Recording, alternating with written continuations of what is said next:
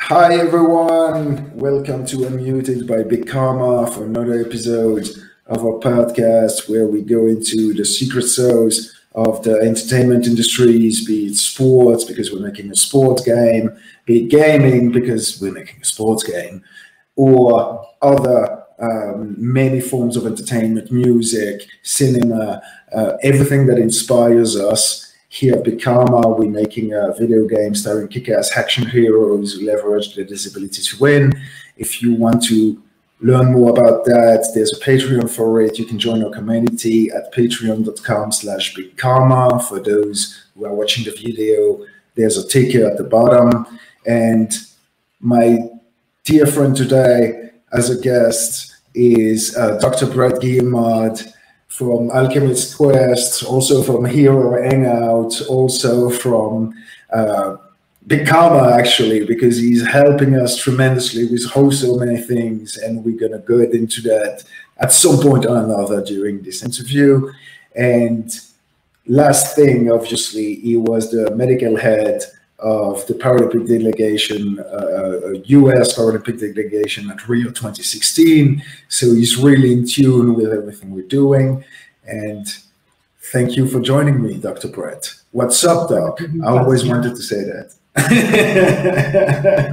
It's always good to see you, my friend. Thanks for having me on. This is fun.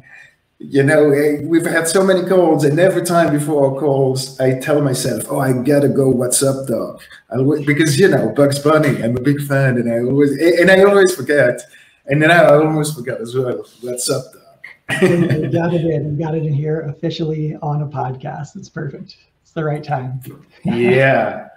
So I feel so blessed to talk to you as always, because I know we're going to go into so many directions that actually, do you remember the first time we talked and I told you I've looked at your website and then you interrupted me? Do you remember what you said?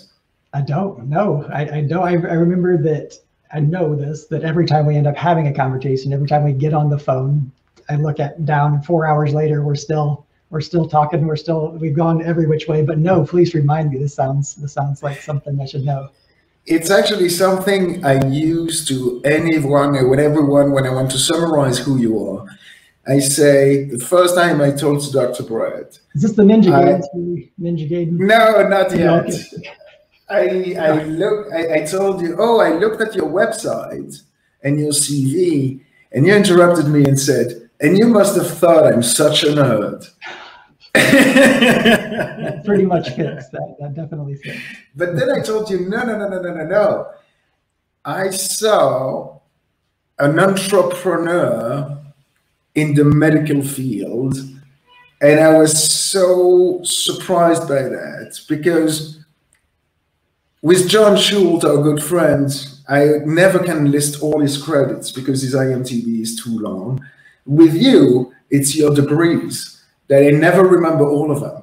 You're a nutritionist, you're a chiropractor, and what I saw there is, oh, he helped the athletes to compete in that field, but then he was frustrated that he didn't understand enough about this, and then he just figured out everything he has to figure out to understand the athlete and help them compete and win. And that's the entrepreneurial mindset, my friend. Sure. No, and that came about from passion. It's always been passion. That's led this path. I've never went after anything that didn't feel right. And I mean, I even started off as a chef back in the day. You know my story. You know, when I was young, my father had ALS, or amyotrophic lateral sclerosis. You know, it's Lou Gehrig's disease. It's what Stephen Hawkins had. And so during my childhood, I saw him as he was going through these neurodegenerative changes. And as he went for this strong, healthy guy, over the course of 9 years is how long he lived, which was really long at the time. You know, he had like a 1 or 2 year prognosis. But my whole childhood, I saw him go through those neurodegenerative changes to the point to where he lost the ability to walk. He lost the ability to, you know, button his shirts and things. Eventually lost the ability to breathe. That was the progression of it.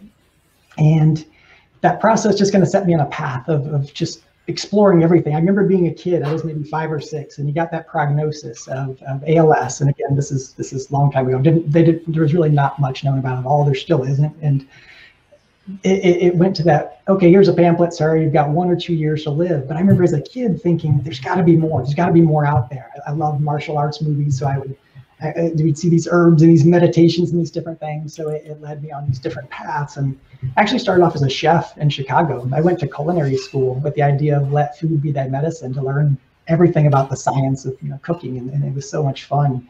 Plus, I'd been wrestling for years, and I was tired of cutting weight, so I wanted to go somewhere where I could eat all the food. And then culinary school after that, it was personal chef, a personal trainer, learning about nutrition. So I went on and got degrees in clinical nutrition, dietetics, food science, and that led to total health and wellness. So I got degrees in sports chiropractic, traditional Chinese medicine, strength and conditioning, and all of these things were just passions. They were things that were fun, they were things, but they stacked up over time to where it built this rich sort of eclectic ingredients to help support the top athletes in the world, to help take all these tools and all these wisdoms and these knowledges and these technologies from everywhere and help performance-based medicine, health, wellness, and performance, not sickness care. These are every single patient for a decade was an Olympic or Paralympic athlete, every single patient, every single day. And so it's performance-based. They weren't all sick. They were all performing. They had trying to get that last 1% out of them and keep them healthy, keep them at a high level. And so it was a dream. It was a dream being there. There was no billing. There was no insurance. You could see a patient as long as you needed to. I could treat them. I could do acupuncture, take them out, do soft tissue and adjustment, then go to the weight room with them down the track, whatever you had to do. There was no restrictions that are typically in the healthcare world. And it was a healthcare utopia. It was everybody working together for this purpose to help support these athletes on their venture and their journey. And so it was a dream. But the thing that hit me, and after all this time, I got to travel the world also, literally everywhere in the world, to see the whole world with sport. And it was amazing. It was a dream job until my son was born. And then being away for months at a time, that wasn't fun. That wasn't where the top passion or priority went. So when I got back from the Rio Games, I was the U.S. medical director for the Paralympics, which was a great honor, and it was so much fun. And just because I fell in love with the Paralympics, that. And when I got back in the airport. And for anybody out there who is not in love with the Paralympics yet, watch Rising Phoenix or on Netflix. This will open your eyes and your hearts. It's a wonderful movie, and it shows you the community, the spirit of it. It's one of those things that once you've tried, you want more. Yeah, and anything, follow the stories, learn about the athletes, just learn about it, get an idea of it. Watch somebody pick up a bow with their foot and shoot a perfect bullseye. You know what I mean? Like it's amazing. It's absolutely amazing. You're talking about Matt Stutzman. Yeah, absolutely. Let's shout out to Matt Stutzman. Absolutely. He's gonna be a character in the Phenoms video game we're making, and he's absolutely amazing. I'm sorry I interrupted you. No, that's awesome. We both love him, so I thought we might as well say his name. That could take us off into other stories. My first time I met Matt, I went down to the dining hall, because if no one's familiar with what the Olympic training centers are like, where my sort of base of operation, where I lived for a long time, lived and worked out of, it's like a giant college campus full of Olympic and Paralympic athletes. There's dorms, there's cafeterias with all the training facilities, weight rooms, and then sports med is sort of there in the middle, and that's where I was at in there. And so again, everybody kind of becomes like family. And I remember the first time I met Matt, I walked down to the dining hall, and he was down there just eating his lunch with his foot, and then he was like texting with his chin and reading something with the other foot. And like I was like, wow, I was like, there's major dexterity there. I wasn't out of the ordinary to see an athlete who was missing both their arms. That was very normal and commonplace for the Paralympic world. But to see his hip mobility and his stature and frame, I didn't know what sport he was with. Normally you can kind of peg somebody, but I knew there was a large archery camp there, but I had never seen an archer shoot with just their feet. And I was like, I gotta go. So after lunch, I went down to the archery range to watch him shoot. And I was like, wow, that's the dexterity, the mobility, the stability of the hip flexors. So I went back up to my office. One of the archers was in sports med, so I borrowed a bow, and I tried to pick it up with took it in my office, closed the door, and tried to hook it and lift it up with my foot. And I lifted it up to the range where it needed to be at. I got the worst cramp in my hip flexor you can imagine. But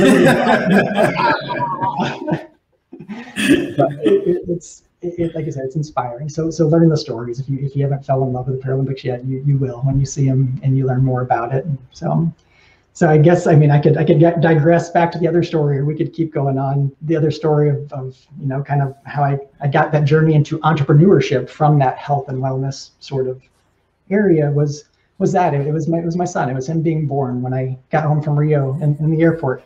He had 2 teeth he didn't have when I left, because I was down there for a while, and I knew I had to make a change. But like, where do you go from there though? Like, where do you go from your dream job? Where do you go from this place? And the idea of just creating more personal freedom, still doing all the things that were around my passion and that could provide value to others in a big way, even bigger way than being sort of isolated in the sports med to this very elite population.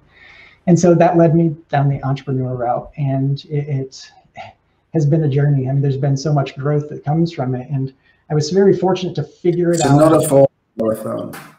Say that again? It's another form of marathon. Yeah. And I was very fortunate, again, not to say, and there's obviously, there's always struggles when stepping out of your comfort zone into this new unknown space. I was very fortunate to find sort of the way early on from mentors and those who have gone before, in that idea of it's just a matter of providing value to others, like finding ways to support others, to truly do it from a place of love, of a place of, you have the absolute best intentions in mind for everybody you engage with and you communicate with. And so it's been a fun ride for sure. That's the old school way of doing business, which is also a value that we share at Big Karma, which is bring value to people rather than disrupt the next door neighbor and trying to cut the fees and just bring down costs, and trying to bring new value and positive value, and not just economic ones as well, but also all these concepts of health, mental wellness, and happiness that are finally coming back into the fold, and that we're a little bit forgotten for a while. Even in the way the healthcare system works, I'm sure you agree, you had your dream job of having all the time you want without billable hours. But as you know, the healthcare system nowadays is working in reverse somehow. They treat the symptoms rather than the root causes of the problems you have, rather than the inputs. And where the symptoms are sometimes your allies, because they are signals that tell you should stop doing or eating or doing something. And if you remove the symptom, you're just flying blind now, but you didn't get rid of the problem. So basically they're treating the pain, but more so than getting you into wellness. And I think there is obviously you came from a position that is unusual for a doctor, but there is a big change, I think, too. I can see it obviously through my daughter's eyes, because I have been blessed with mostly good health most of my life, so I wasn't spending much time in hospitals and all that. But through my disabled daughter, Ariana, I have spent a lot of time in hospitals and clinics, and don't get me wrong, the personnel and the doctors and the nurses are awesome and they're doing their best, but they are put into a system that sets us up all for failure, I believe. Yeah, it's a system, and the system is, there was never malintention behind the system. It was never meant to be harm's way. It was processes, and it was accountability that was put in place, and it began in the education. But it ended up in that myopic viewpoint of breaking these things down. We missed that wholeness, that wellness, that sort of got removed from the system, as you said. The system full of amazing people, but a system nonetheless that misses that point. That's what I said when we were very fortunate to be in a healthcare utopia. It was every discipline, everything from sports med, sports science, sports performance, sports nutrition, physiology, everything, sports psychology, everybody working together as a team that communicated regularly and put together plans and programs with the athletes and the coaches there, and just, spent time getting in front of things before they became an issue. And then also, like I said, always looking at the performance side of it. And it was a healthcare utopia. And if we could somehow recreate that, believe me, I've brainstormed this. I've I thought that could potentially have an impact on the system itself. Like how do you, something that Goliath and massive with so many layers, how do you impact it? And so the mindset is to go, you have to go back to the beginning, you have to go back to the education, you have to restructure that, which creates a new generation and a new mindset and a new thinking. And that's the only way that seed has to be planted, and you have to let it grow. You can't just force it in there. So the educational system being as well something that is 300 years old and needs a reform, because it was training us all for the factory world, and that world is no longer what most of us will know. And so that hierarchical view of society, basically the Victorian system was the world's first computer, right? It was preparing us to think a certain way, because if we follow conventions, communication is easier and therefore more efficient.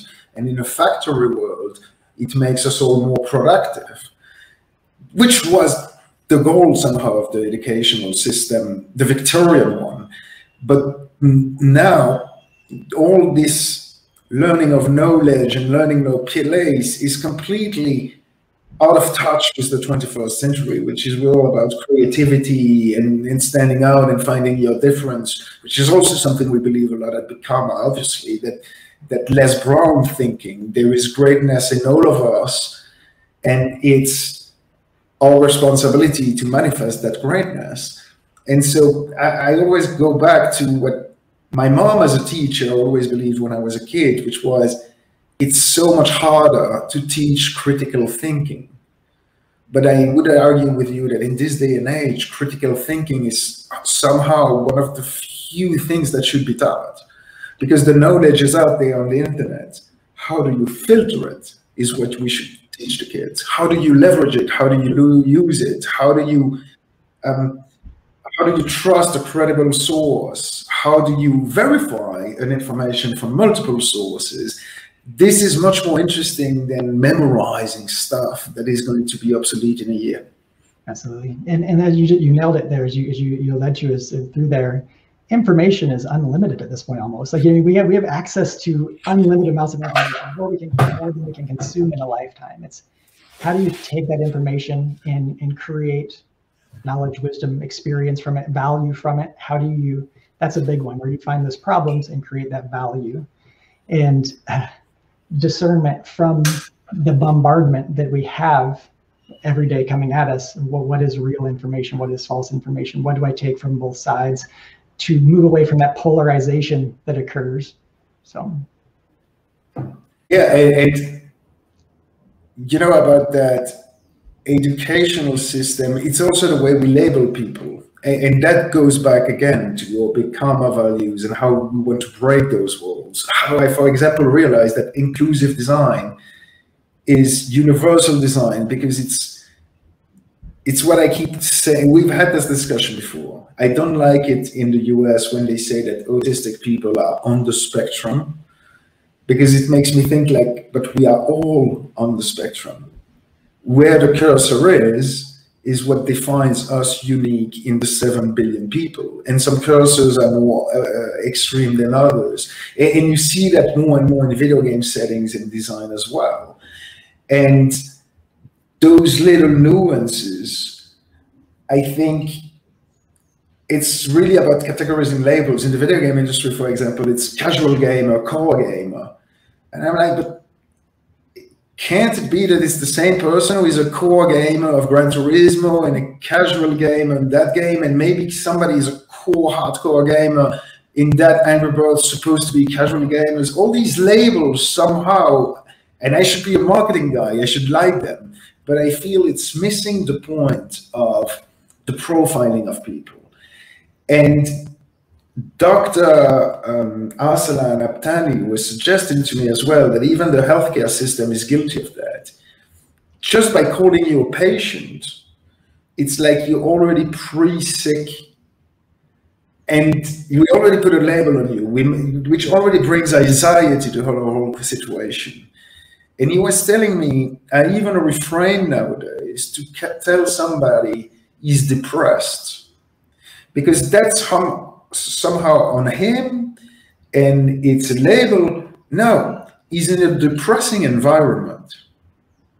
Because the environment is depression. He's experiencing depression. He's going through a state of depression. He's experiencing, that's where he's at right now. That's however it may be.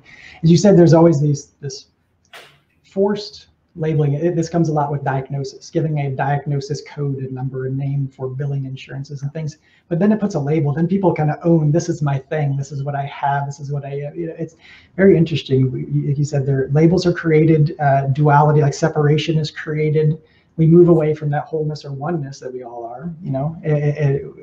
We see it with young kids. They start off that way, and you see it. There is no separation. They don't know labels and judgment yet. You just see them, and they go out to the playground. They meet another friend, but then that somehow, as we're going through life, we somehow start to split and branch and create East Side versus West Side, this team versus this team. We create those separations for I don't know, perhaps developing our own identity, thinking that we're creating identity for ourselves by pocketing these things. I guess I don't want to get too far off on a tangent, because that could easily happen between us, as you know, between our phone calls. Yeah. To go back to what you said about Matt Stutzman, that moment when you saw, you've had many of those moments where you saw somehow movie scenes or movie characters. I would even go as far as a phrasing that when you hear it, you go like, this shouldn't exist. Like an armless archer, I think is how you say it in English. This is not supposed to be done. And I had the same reaction with Ryusei or character from Japan. Ryusei Murusawa. He is a blind skateboarder. When you hear that from the first time and you try to picture it in your mind, you're like, hold on just a sec. And he does it with 2 buttons, but it's still an amazing feat. And until it's one of those things, until you see it, you won't believe. You're like, no, I think you misspoke here. But I absolutely love that uniqueness, that quirkiness, and you saw something. I see a video game incarnate when I see that. John had that reaction to Matt Stutzman. That's a video game character incarnate, and you also know my moment. That's also part of the first time we spoke, when what inspired Phenoms and Bikama and everything that came after. It's my friend Eddie Tabet, who one day we were waiting, to get into a soccer match. He's an amputee, plays on crutches with us, and he's a kick-ass defender. And he likes when we go toe-to-toe. He's a Rocky Balboa, that type of mindset. And one day he was bored, waiting to enter, and on the parking lot, because he practices Kung Fu as well, he started twirling on one leg with his crutches in the sky, and I saw Ninja Gaiden on crutches. It's that moment of familiarity, but then at the same time, completely uniqueness. And that as well, in the age of authenticity and social media and YouTube, you realize, we need more of those stories, and not always the blonde, blue-eyed, good-looking guy who gets the blonde, blue-eyed, good-looking girl at the end of the movie. I remember that story that you just told there is one of the things that connected you and I early along a few years back when we first met. And as you described your friends, I threw out there Ninja Gaiden. As I was picturing, that's where my mind placed that scene you were describing. I said Ninja Gaiden. And you're like, yes, you were qualified as a gamer. You were like in that sense where you make that. That's right. And you also see the value of gaming as a teaching tool, because of your connection with your son through Zelda, right? I think this is also a fantastic story you should get into. Yes, it's you know, with this this time that we've lived in, where things shut down, restricted, and schools closing and things, we all had to adapt. We had to be very adaptable in many ways. And one of those was creating a learning environment at home for my son. I'm very fortunate where I work from home and was able to create that freedom to begin with. We turned a room in the house into a classroom, you know, with all the supplies you would need and to have a rich learning environment. And I found myself really struggling some days to just work through a worksheet, something that was that linear, write this here, do this thing. I was struggling. And we began playing a little bit more than we had previously, because we're in Oregon in the US, and there's so much outdoor stuff to do. And so we began playing a little bit of video games during that time period as well, because things were closed down. You know, the gymnastics was closed, swimming was closed, all these things were closed. And as we began to play games, I saw my son's problem-solving abilities start to just skyrocket with games like Breath of the Wild, these Zelda adventure games that are open platform, but you're solving puzzles as you're going throughout it. And so I was like, okay, I'll try something new for school today. Again, he's young, and we built a little shop, and we had items that you could purchase, and math started coming really easy when he was working with that mindset of, it's a game, we're playing, we're having fun, we're and I've never turned back. Like, you know, we still do a worksheet every now and again, but finding creative ways to create an experience that still builds that underlying learning. And so, yeah, gaming is phenomenal. As we called it before, stealth learning. It's stealth learning. Correct. This comes actually from Angry Birds Space. It's people from Rovio, and then many of them got into forming a company called Lightyear with this concept of self-learning. It came from Angry Birds Space. So obviously everybody's familiar with Angry Birds, the big video game hit. Somebody brilliant at NASA, Bob Jacobs. So in that, an opportunity to teach physics to the kids, because the whole Angry Birds games, for those who have never played it, there's a lot of physics going into there. In the destruction, so you're trying to kill the pigs and destroy all their habitats, but by doing that, there is physics going on. And he tweeted to Angry Birds, hey, if you want help, NASA can help you launch birds into space if they are piggies to kill. And that led one thing led to another. Eventually, Angry Birds Space was made. And Bob Jacobs said, when he gets criticized, because he always gets criticized, for engaging public funds from NASA into helping making a video game, which eventually for NASA was about teaching you microgravity, was about trajectory into spaces. There were updates that were about mission rover Mars at the same time that the rovers was on Mars. One thing led to another. It was the #1 source of traffic for NASA.com for 2 years in a row. So it was a well-played thing, and Bob Jacobs summarized it as, this is the recruitment tool for the astronauts of tomorrow. Yeah. Because if you just tell them you have to study all this physics stuff to get a chance to work for NASA, they might not be motivated enough unless they have fallen in love with space through entertainment or gaming. And so, yeah, interactive stuff is a wonderful tool, especially if you don't call it educational game and don't make it an educational game, because then it becomes a virtual teacher. It's really about that thing that if you play, you are truly yourself. And I'm sorry to talk so long, but to go back to sport. You wrapped it up well for that, because that's spot on. It creates experience. It creates an opportunity to take what would normally be just information, and it makes it experiential. It makes it relative. It makes it fun, engaging, and that's what sticks. We cannot form a memory without an emotion attached to it, something. And games, entertainment is all about emotion. Stories are all about emotion. That's what you hook into it. You build that connection that imprints that information along with an experience. So that's why games do it so well. Emotion is the one thing that all entertainment forms have in common. It's the language of and sports being an entertainment format as well. And by the way, I miss playing football so much during the pandemic, because it's the only time left in my adult life when I don't think about anything else than what I'm doing.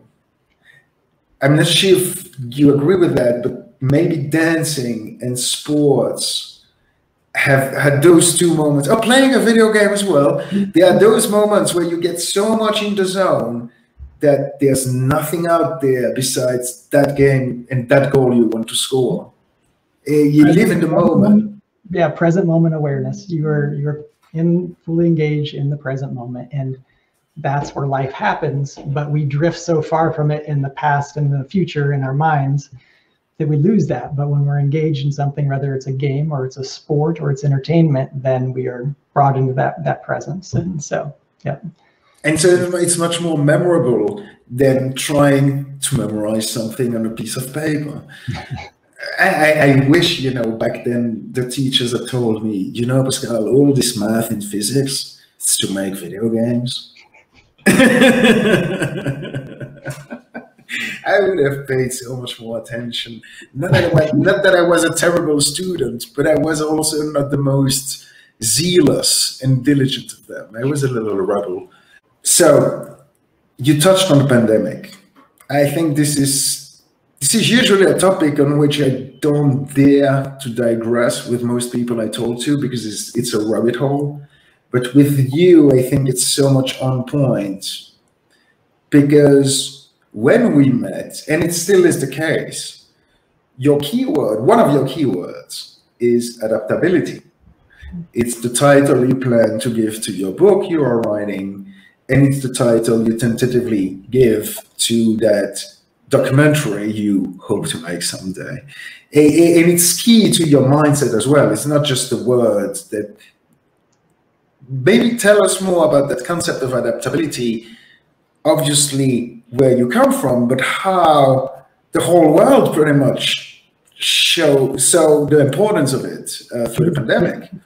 Adaptability removes all limitations. You know, we all have hindrance. We all have things, whether they're mental, emotional, physical things that can be considered roadblocks.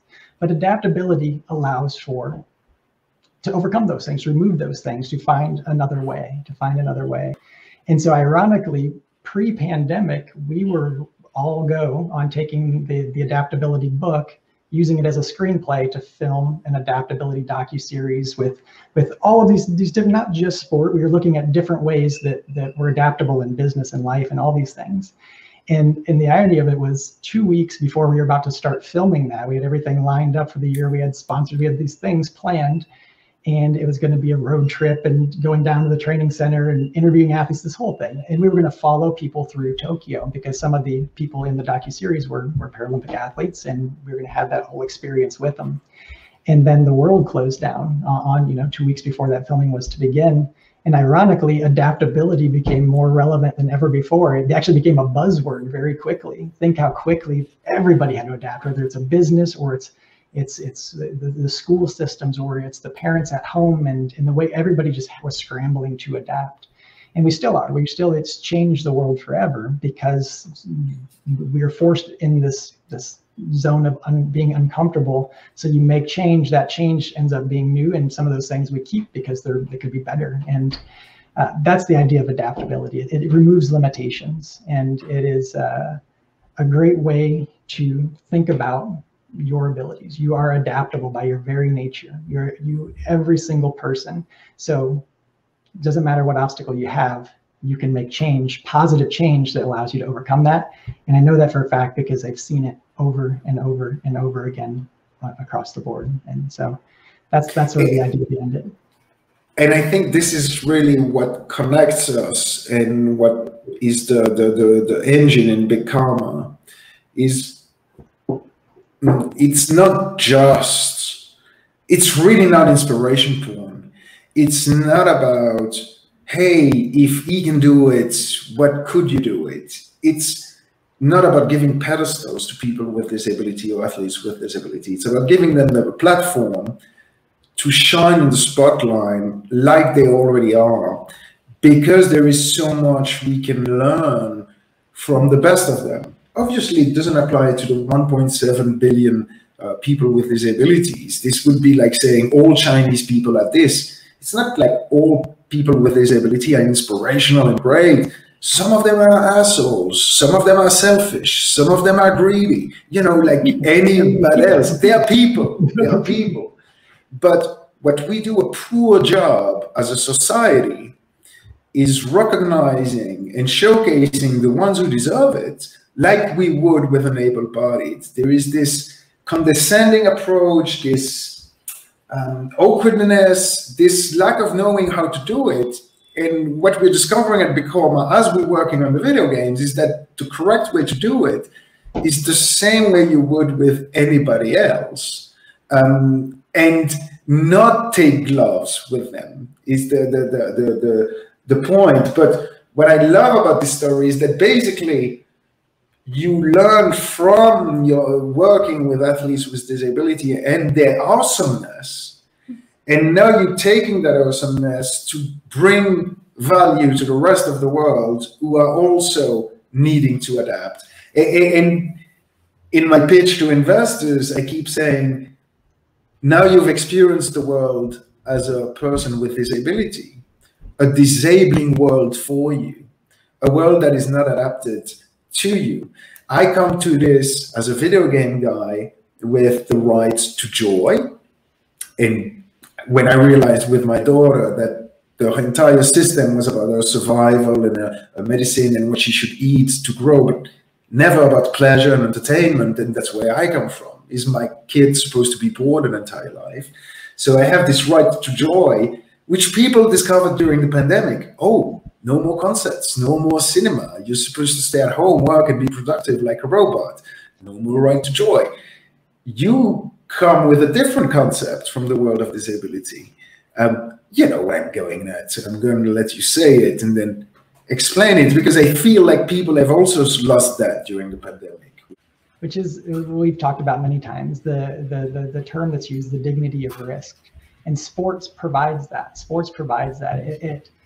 There's this mindset that somebody has a limitation, whether it's physical, they're missing limbs, they've spina bifida, CP, whatever it may be, or on the other side, that mental, what can be considered a limitation or a roadblock. And the dignity of risk is oftentimes removed because they're pulled into a safe area. They're protected and wrapped in a bubble. And the ones that I've seen really excel and thrive, the people are given that dignity of risk. They've got the parents that don't push the wheelchair for them all the time. If they're able to push up that hill, well, the parents let them go up that hill, even if they're a young kid, because they're building in that self-reliance, assurance, and dignity of risk in sports. And so that's one of the ideas, or one of the things that can be so powerful with the game, is that it shows that to everybody across the board. And same thing with the things we're doing at Alchemist Quest, the things that creating these adaptive sport education programs, so that, and even directed to the healthcare world, directed to the primary care physician, the pediatric physician who sees the kid very young. And instead of encouraging the parents to keep them safe and protected and back in the, checks up, here's resources, here's things that they can get involved in, here's sports for them to participate in, and that changes everything. You know how sport works. Yes. The first time you told me about the dignity of risk, it was pre-pandemic. Nowadays, in the pandemic, I've used that a lot with investors in pitches to tell them, no, you've seen what it is to be removed the dignity of risk. When your government infantilizes you and tells you, you stay at home while we keep you safe. And you don't have a choice in whether or not you take that risk. But it resonated with me the first time because of my daughter. When she was little, she suffered a lot, and it was the medical field struggled for a good year to find the right balance to feed her because of a congenital disorder condition. She has an orphan disease. I'm not going to enter into the details, but it was complicated to feed her. So she was very small, very tiny, very skinny, very thin. And then as we fed her better, as we figured it out, she started growing and become a little bit tougher, but she cannot really maintain herself or control her entire movement.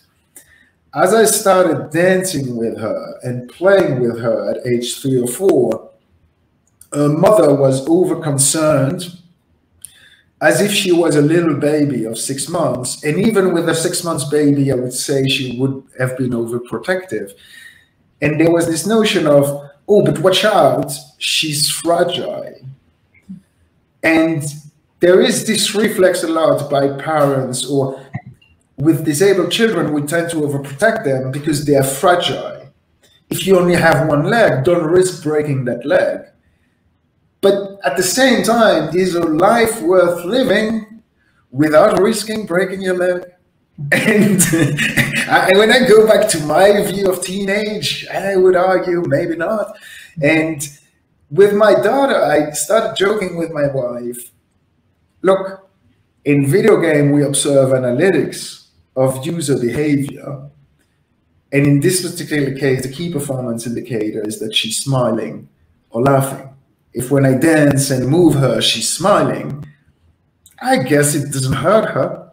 But that really taught me very viscerally that dignity of risk thing, that we have to let them try at the risk of failure, like the rest of us. We all fall. Sure. Yep, and we all learn from it. I can share a story from my youth. This would go way back. So my dad pushed it more than he should have. More than people would say that he should have. You know, it was a different time. And if in other words, like the way ALS works or muscular dystrophy works, you start off where the nerve innervations become sclerotic. They stop. I won't go into all the details, but you lose the ability to connect with your muscles. Your muscles atrophy, so you lose the ability to use your limbs. You stiffen. You lose the ability to breathe eventually. It's just all your muscles. You lose that nervous system connection with them. And as my dad was going through that process, we were doing adaptive sport before I knew what adaptive sport was. We were finding ways to play whatever, throwing those lawn darts from the 80s that have the big spike at the end of them. Things like, we were going fishing. And I remember one time my father, we would help him through these things. He couldn't walk that well by himself, especially over terrain around a lake or something fishing, but loved to do it. It was great. My brother and I and my father, we'd go fishing. And one day my brother and I would get him set in a lawn chair so that he had his drink, he had his fishing pole. And one day he gets this big bite, gets this fish on here, and he immediately reacts to stand up as he would, but he didn't have that nervous system connection. So he topples over in the chair, rolls down the hill into the lake. And my brother and I, we slide down this hill, and we're kids at the time, and we pull him out of the lake. He's covered in mud and water. And if we weren't there, he would have had really no way to get himself out of there. We pull him out and we get out. But then we had a laugh about it. That's the dignity of risk. Do you think, yes, that was a crazy situation. It could have turned out bad, but he's there with his sons going fishing on, maybe that would be a limiting factor for somebody who didn't have that mindset of dignity of risk. So I love that. And I got it from my friend as well. He wouldn't have it if I wasn't allowed to make jokes about him. And sometimes the fun of his condition, because sometimes it's just good comedy. And obviously we both know, we've talked about that with John Schultz as well. Larry David from Curb Your Enthusiasm does that wonderfully, to the quirkiness and the subtlety of the humor in his comedy with the characters with disability, to not make them monolithical. And I think the limit is laugh with them, not about them. You cannot mock, obviously, but if you cannot make a joke, if you're uncomfortable making jokes with a black friend, then maybe you still have racist black bias, and there's something you still have to get over. You should be comfortable to make the jokes with your friends, at least, maybe not on national TV in front of millions of people if you're running for president. But with your friends, if you're really comfortable, you're supposed to laugh about them as well. I give you shit, if you pardon my French, from time to time when we talk at work, and you do too. And we wouldn't be friends if we were not allowed to do that. There would be a strangeness. And actually, not only with my friend, but you too have very funny stories from the Paralympic worlds. And that was one thing, is no one was safe in that environment. That's because everybody had something, you know, everybody had something. And we traveled together for long periods of time. We lived together. Like everything was just, it was family. So no one was safe. And they were, I could write books, and I've put them in books, but stories of some of these jokes. And as you mentioned, our good friend Lex, who's a character in the game as well. Lex Gillette. That's another one of those, Lex Gillette. Yes, that is another one of those events where you don't typically put those two words together, blind and long jump, because you know the mechanics of long jump, sprinting down a runway full steam and then jumping as far as you can, and then put blind in front of it. At the right moment without touching the line.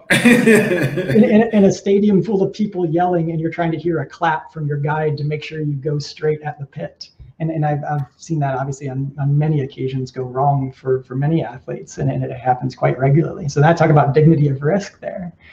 But being on a bus, I want to say, I know I told you this story. We're in Doha, Qatar, and we were there for World Championships for Paralympic track and field. And we've all been traveling. It's a long trip from the U.S. across, and you know, layovers and planes. And we finally make it there, and we're en route. We're all in our bus. We're hauling every piece of equipment that an entire team would take, and everybody's pretty tired. And Lex and I are having a conversation, and I'm giving him something advice about regulating his sleep pattern or something. Once we get there, I don't remember what it was, and he said, I see. And you just hear somebody from the front of the bus said, man, you don't see shit. And that's the idea of no one's safe. And again, everybody had a good laugh, but then we went up because it's friends. He said it's an environment where you have to be able to, or you can't, I don't know, you can't try to tiptoe it. And like I said, make that safe. It's all good. All right. Since I have the luck to have a nutritionist, you know, there is one thing in common between what I studied and practiced for 20 years, which is economics and nutrition. I feel these two things, the more I learn about it, the more I'm like, why didn't they tell me that when I was 6 years old? Sure. I mean, we learn so many things that border on the useless, and how to eat, do whatever you want. Not just eat, but how to prepare. This was one of the reasons for culinary school, starting off the journey. One, I was burnt out on school, and culinary school seemed like a good option to begin with. But that idea of if you learn a skill set, if you learn something like a skill set that allows you to have better management of your nutrition, a skill set like cooking does allow that culinary side. And those life skills should be ingrained. Like that should be the educational system, is those life skills, the things that allow you to thrive as a human. And you know, basic cooking, nutrition, wellness, wholeness, you know, love, like those things. Talk about those things and build those in. Relations, value creating. Love might be a complicated lesson, Dr. Oh yeah. I would say maybe it doesn't need to be taught because it's already there. It's there. It's just has to. We just have to not. Right. There is this quote. You know, I think it's attributed to Albert Einstein, but that might be the internet getting it wrong, because everything is attributed to Albert Einstein on the internet. But the quote is good nonetheless. Everybody is born and is a creative genius as a kid. And then the school system unlearn it for us. I don't remember how it was, how is the end of it, but basically he's claiming that it's the environment around us, the society, the school system, everything else that gets it out of us and conditions us and formats us, but that we originally, as babies, up until we were 3 years old, we're all creative geniuses. Yeah, he throws in like the tail end of that about how if you judge a fish on its ability to climb a tree, then you know everybody has something, whatever that is. You know, whether it's referred to as your dharma or your purpose, whatever. There's things that we all have. Anyway, the love is something that it is there. I just know that just seeing my son now at his age, you know, he's 5 years old at this time, and it's there, it's full go, and it has been since birth. But it's, at some point we hide it, you know, we hide it away because it's not part of that system or whatever you want to attribute it to. Or and one thing I've learned about nutrition from you, and that we are trying to put in the game, because the nutrition of the champs is something we developed with you, we are developing with you. The game is, for those who don't know, it's a strategy sports game. So think of it as the Pokemonization of sports, where you collect the athletes, you train them, you upgrade them, and then you leverage them at different sports for their capacity to win in decathlons, pentathlon. And so obviously the way you feed them is important. And one thing I've already learned, and I was like, but why didn't they tell me that when I was young, is the exomorph, endomorph, mesomorph, that depending of how you're built on your genetics, if I may, which is not the correct word, you're going to correct me in a minute, what you eat is completely different, right? Yeah. Yes, nutrition of champions. I love that. I love that that can be a core aspect of the game, that stealth learning that we talked about, to teach that fundamental concept of wellness and nutrition in a cool way, in a fun way, in a way that's not force feeding you a nutrition textbook. It's allowing you to level up your character, to have them recover better, to have them perform better by making good choices on their nutrition, on their health, on their wellness decisions, whether that be in training or in that champion's nutrition.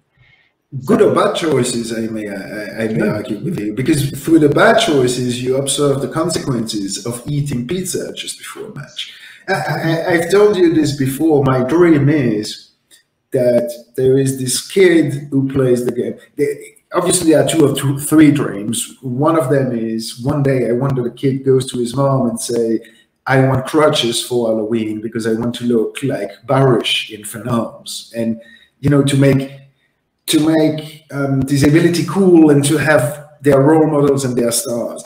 But the second dream, with the nutrition in particular, the dream I have is, because obviously obesity is a form of self-inflicted in most cases, not in all cases I know, but in many cases, especially when you see the growing numbers to 1 billion people in the world, wherever Coca-Cola and McDonald's are released, it grows. That's self-inflicted disability. It's disabling. When you get to a level of overweight where you cannot walk at the proper rhythm, and it's bad for your knees. And I want to hope for that moment where a kid goes to his mom and maybe he didn't want to eat the vegetables, but now he saw that if he gives that vegetable to that character before that competition, he wins. And he goes, oh, mommy, I want some turnips, and then I want this, and I want some celery on the side because of this and that, and I have a soccer match tomorrow. I love it. Because you said the trial and error. Yeah, and reinforcing the negative side of it as well, because that's how we don't learn just from those positive lessons. We learn from the negative ones. So if they choose this meal before their competition, performance tanks, you know, the recovery tanks, all those things. And it's like you said, it starts to change that decision-making process, and that's where it happens. That's where it happens, and that's the pandemic right now. Is the change. You don't have to look at stats to figure this out. You can look out the window and see. Especially, I can speak from here in the U.S. and observing the rise in obesity in a lot of people, but children particularly right now, from that sense of younger kids. I'll give you an example. My wife, without going into too much details, my wife is a pediatric dietitian, and she normally works. Majority of her patients or population, the people that she works with she works with parents who are having maybe feeding issues with their kids. They have CP, or they have a cleft palate, or they have something that makes it difficult to find a consistent way to keep them healthy through their nutrition. So she guides them through that process. But over this last year, what used to be maybe once a month, she would see a young kid with a fatty liver, which is pretty significant at a young age. Like, it's terrible. Like you said, it's a self-inflicting disease, disability, whatever you want to call it. And it's becoming now there's multiple a day on the schedule. And there was a quick transition, and it's happened across the board. And the long-term effects, the repercussions, you being an economist, you know, it's like looking at the numbers of it, looking at the long-term effect of their health, their opportunities, what the cost on the healthcare system, the strain, all these things. So we need that stealth learning wherever it can. Whatever we need it coming from all these different places. These ideas of wellness and nutrition, and the game has the opportunity to do that with the Champions Nutrition, which is awesome. And I think this is a perfect way to end our conversation. I'm sure there will be plenty of others, because we talk so often, we might as well record it more often. But the hope of stealth learning, which is really, I gotta say, in that sense, Angry Birds Space, without them knowing, changed my life, because I was a video game marketing guy, and I never thought that video games could have higher purposes. But the more, now that there are 2.5 billion people playing mobile games, many of them not identifying as gamers, but playing one game or another anyway, I realize how powerful tool it has become. And yeah, pop culture has to play a role in our education. And to go back to the nutrition, John Schultz, who is going to be one of our guests and works with us as our creative director, I keep joking with him, with Teenage Mutant Ninja Turtles, you made an entire generation eat pizza, and now we have to correct the curse. Thank you. So he has a chance to redeem himself. Yeah, rethink the concept, because pizza can be anything, and there's room for anything, right? There's room for anything. There's room for ice cream. There's room for all these things. It's making the right choice at the right time, and the amounts and all these things. But pizza can be amazing. But yes, oh yeah, I like pizza. John and his team may have single-handedly, I mean, obviously Teenage Mutant Ninja Turtles had such an impact on that generation as far as what was cool, that pizza became very cool, that skateboarding now is cool, and cowabunga and these types of things became cool. And so yes, now we've got to go back and fix it in the game. In the video games industry, it's almost a cliche. I can go to any video game studio in any city around the world, and you're gonna have empty boxes of pizza at the entrance. It's the classic meal of people who work too late and crunch and have to eat something quickly at 9 p.m. And that entire generation of game designers, I'm sure, have watched or seen some of Ninja Turtles, or at least played the Konami game. I went a large period of my life, particularly the childhood, where I didn't have eggplant, because there was a game, I don't even remember the name of it at this point. You're somebody running, but when you unlocked an eggplant, if you touched it, like you would lose some of your health. I remember that moment. I don't remember the game, but I remember the moment. I don't know if it was Joe and Mac or something. It was a side-scrolling game, and you bounce on Jelly Boy in the Japanese version, and anyway. The eggplant was something that took away your hearts and things. But if you got something else, like an ice cream or whatever, it went out. But anyways, that fixed into my mind, where I don't know about this eggplant. According to this, I shouldn't be messing with it. Are you sure it wasn't subconscious something sexual? Because the eggplant means something with the young generation. We would never even. I still don't understand that. Maybe because I'm detached from that world. But this was long before the times of emojis, and eggplant had no role in that. It was more of what I attributed to later, as I studied nutrition and culinary arts, was that there's a certain percentage of population, usually a European, that have an adverse reaction to eggplant. It's a nightshade. It's a particular type of plant that there's an adverse reaction, almost like an allergic reaction to. And so you get inflammatory, all these. So that's what I took it as. Like later on in my learning, I was like, oh, maybe that's why it was in the game. That was my Yeah. We always justify things like, for example, I don't eat fish.